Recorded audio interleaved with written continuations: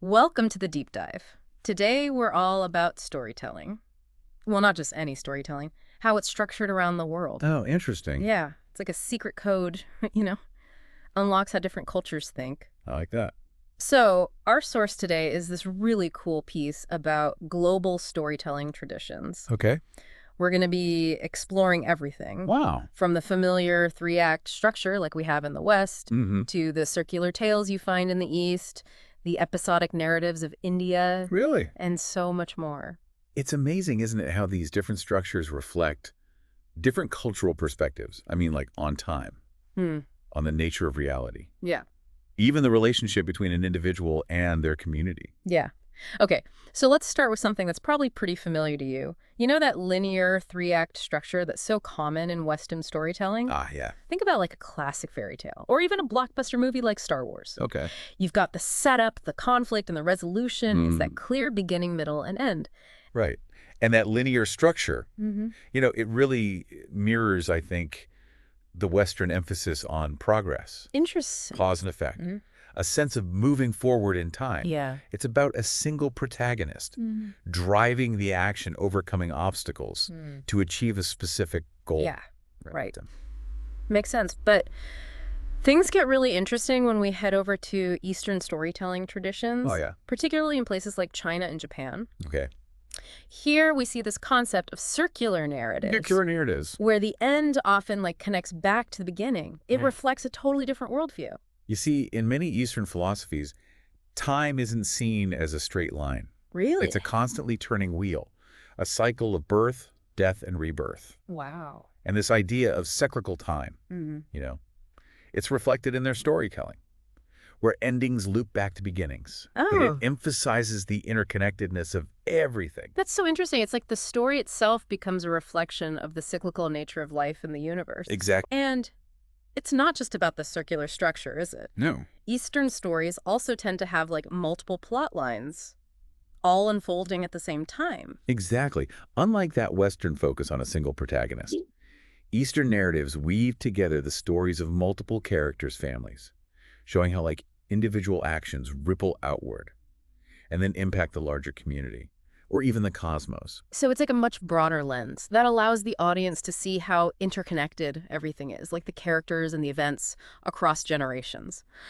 Okay, now let's switch gears. Head over to India, Right. a land that is famous for its super vibrant storytelling tradition. One of the key features of Indian storytelling is this episodic structure. Episodic. Yeah. Think of it like a TV series Okay. with an overarching plot, but self-contained episodes. Each one offers you a unique adventure or a moral lesson. Oh, cool. This episodic structure, it's deeply rooted in India's really rich oral tradition, where stories were passed down through generations just by word of mouth. It makes sense, right? Having those distinct episodes with memorable characters, vivid imagery, Right. would have kept audiences captivated as the story unfolded over time. It Absolutely. reminds me of how we binge watch shows today or get hooked on a serialized podcast. Yeah. We love that combination, that overarching storyline, but those satisfying self-contained episodes. That episodic structure has a timeless appeal. It really taps into our desire Mhm. for both continuity and novelty. Mm. We get invested in that larger story arc, but we also enjoy those individual episodes. Totally. Okay, now let's transport ourselves to Africa, Oh, I love this. where storytelling is such a vibrant and interactive experience. Imagine I'm imagining. sitting around a crackling fire under a star-filled sky, listening to those rhythmic voices of storytellers, sharing tales that have been passed down through generations. African oral traditions are incredibly lively. They often use techniques like repetition and call and respond, Call and response. where the storyteller actively engages the audience, invites them to participate in bringing that story to life. So it's like a conversation almost, It is. a shared journey between the storyteller and the listeners, Yeah, creating a real sense of community. exactly. And within these stories, we often find such deep respect for ancestors and a reverence for the wisdom of the past. Absolutely. Ancestors are seen as guides. Their stories connect people to their heritage and their place in the community. These stories are a way to transmit cultural values, beliefs, and historical events, ensuring that wisdom from previous generations is carried forward. It's fascinating how those ancient techniques still resonate today. Think about how some musicians use call and a response in their performances. Yeah. They're tapping into that same tradition to connect with the audience, Yeah. make everyone feel like they're part of something bigger, something ancient and powerful. It's a testament to the enduring power of those storytelling techniques and their ability to forge connections across time and cultures. Speaking of connections, let's journey to the Middle East, the birthplace of the legendary Arabian Nights, a collection of tales that masterfully utilizes the technique of a framed story. A frame story. Oh, imagine like a beautifully crafted box Yeah. that holds a treasure trove of smaller jewels. That's the essence of a frame story. In Arabian Nights, you have that central narrative of Scheherazade, who tells stories to save her life. That serves as the frame for all these other captivating tales, creating a layered and complex narrative experience. And let's not forget those cliffhangers. Oh, yes. Scheherazade was the queen of keeping the audience on the edge of their seats. Oh, she knew how to do it. Every night she'd end her tale on a cliffhanger, leaving the Sultan desperate to hear what happened next. Right. So much so that he spared her life just to hear the continuation. It's a brilliant narrative strategy, and it's just as effective today. Think about all those shows you've binge-watched, where each episode ends with a twist that leaves you craving more. It's the Scheherazade technique at work. Oh, I've definitely been there. Okay, ready to switch gears again? Let's head over to Latin America, where we'll step into a world where reality and fantasy blur, Alrighty. the realm of magical realism. Magical realism. Imagine stepping into a dream where the ordinary and the extraordinary coexist seamlessly. That's magical realism, a genre that beautifully blends fantastical elements with everyday life, creating a sense of wonder and enchantment. It's like in Gabriel Garcia Marquez's 100 Years of Solitude. Ghosts casually appear during family dinners. Characters are sent to heaven while doing chores. Right. And these events that defy logic just unfold with a matter-of-fact tone. It's a way of seeing the world where the magical and the mundane are simply two sides of the same coin. Magical realism reflects a cultural perspective that embraces the mystical, the surreal, the unknown, as part of everyday experience. It invites us to question our assumptions about what's possible and to see the world through a different lens. It's a genre that can leave you feeling like anything is possible, which is pretty amazing. Now, for something completely different, let's bundle up and head to Russia. Okay, let's go. A land of vast landscapes and a literary tradition that delves deep into the human condition. Russian literature is known for its episodic structure, where stories often unfold over vast distances and time periods. This reflects the immense scale of the Russian landscape itself, and that idea of journeys, both physical and emotional, that are so central to the Russian experience. So it's like each episode is a stop along a long and winding road, Yes. a glimpse into the lives of characters, grappling with profound questions, internal struggles, Mm. and that search for meaning in a world that can be pretty harsh and unpredictable. And within those journeys, Russian literature often explores weighty existential themes. Right. Suffering moral dilemmas, Right. the search for identity, the big questions of life and death. It's not always light reading, but it can be incredibly powerful and thought-provoking. It's about confronting those deeper aspects of the human experience, even if they're not always easy to face. Now let's shift our focus to the wisdom of indigenous cultures worldwide, Right.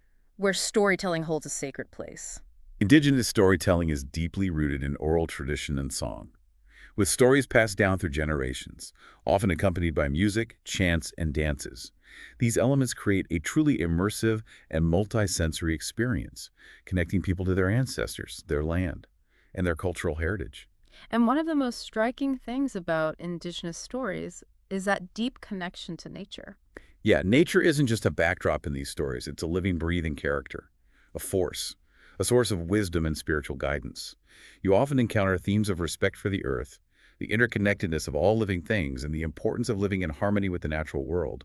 It's a message that feels incredibly relevant today, don't you think? As we grapple with all these environmental issues and rediscover the importance of our relationship with the planet, I think these stories have the power to raise awareness, inspire action, and help us reconnect with nature. I completely agree. Stories can be really powerful tools for fostering a sense of responsibility, empathy, and a desire to protect our environment.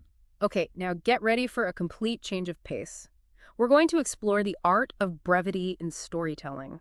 We're diving into the world of haiku and microfiction, where profound meaning is conveyed in just a few words or sentences. Haiku, with its 3 lines and specific syllable count, can evoke a whole world of emotions and imagery with incredible concision. It's like a tiny, perfectly formed jewel sparkling with meaning. And microfiction takes a similar approach, right? Packing an entire story into a few sentences or a paragraph. It's amazing what skilled writers can achieve with such limited space. It really is a testament to the power of language and the ability to convey complex ideas with such economy.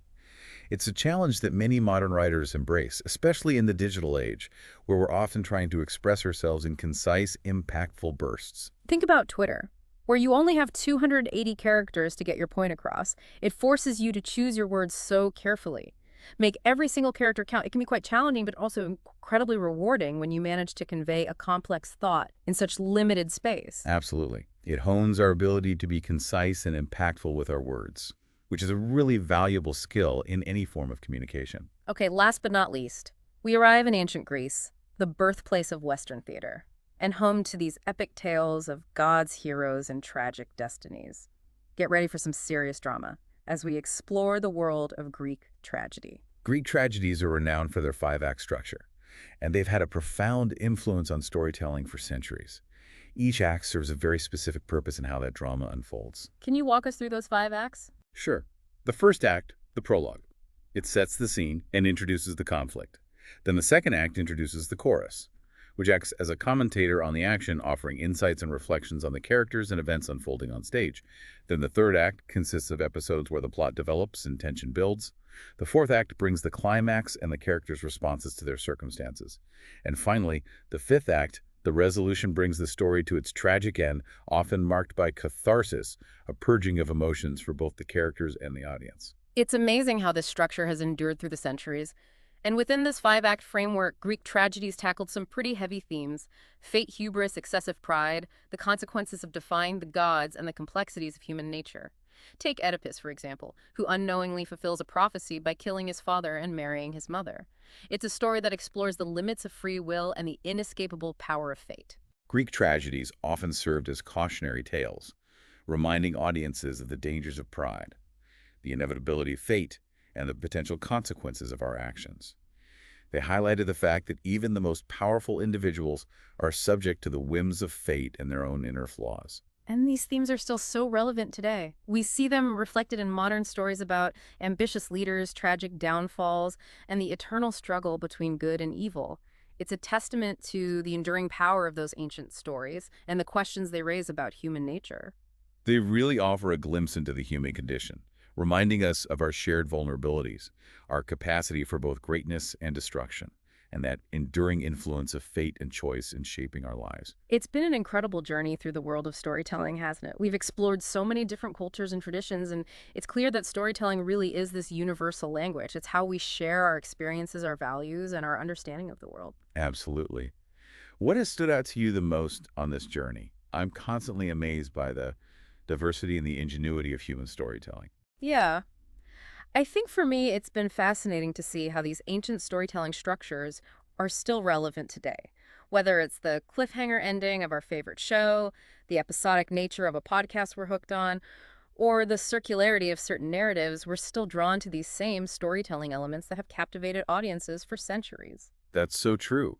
The ways we tell stories may evolve with technology and changing cultural landscapes, but the core elements that make a story compelling, relatable characters, conflict resolution, emotional resonance, those remain constant across time and cultures. It's like we're all part of this grand interconnected web of storytelling, drawing inspiration from the past, shaping the present, and influencing the stories that will be told in the future. It really highlights the profound impact storytelling has on our lives, our cultures, and our understanding of the world. Okay, before we wrap up, I'm curious to hear your final thoughts on this exploration of storytelling.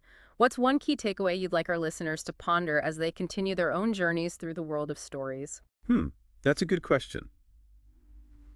How about this? As you encounter different stories, remember to consider the cultural background and how it might be shaping that narrative structure. By paying attention to these cultural nuances, you might uncover a whole new layer of meaning and understanding. That's such a valuable insight. It's like having a decoder ring that helps unlock deeper layers of meaning within a story. Exactly. By being mindful of these cultural influences, we can enrich our appreciation for the diversity and richness of human storytelling. Well, that brings us to the end of our deep dive into the fascinating world of storytelling structures. We hope you've enjoyed the journey as much as we have. It's been a pleasure sharing these insights with you. And a huge thank you to you for joining us on this adventure. We're so glad you're here with us, diving deep into the world of knowledge and curiosity. It's been a pleasure to explore these fascinating storytelling traditions with you. Before we sign off, I have a thought-provoking question for you. Something to keep those mental gears turning as you continue to explore the world of stories. I'm all ears. I love a good mental challenge. Okay, here it is. Think about the dominant storytelling structures in your own culture. How do those structures reflect your culture's values, beliefs, and worldview? Hmm. And how might those structures shape the way you perceive and interpret stories from other cultures? That's a great question. It really encourages us to become more aware of our own cultural lenses and how they might influence our understanding of narratives from around the world. Exactly. It's all about broadening our perspectives and Yeah. appreciating the incredible diversity of human expression through storytelling.